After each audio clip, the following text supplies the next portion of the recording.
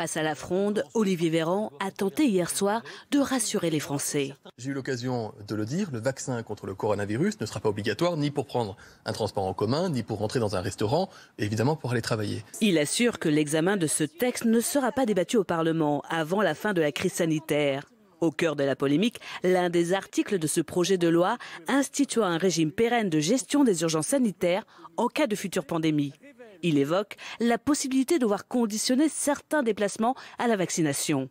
Une restriction des libertés pour l'opposition. Le président de la République a menti, disons-le. Si on contraint les gens à se vacciner ou à défaut de ne pas pouvoir prendre les transports, se rendre dans certains lieux, se déplacer comme ils le souhaitent, aller au restaurant, vous doutez bien que c'est une vaccination obligatoire de fait. M. Véran dit on a mal compris ou alors ils se sont mal expliqués.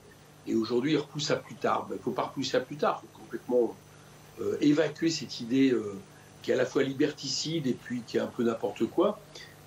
Mais moi, j'aimerais bien que le gouvernement arrête de changer d'avis tous les jours. Un sujet des plus sensibles, car selon un récent sondage, 59% des Français n'ont pas l'intention de se faire vacciner contre la Covid.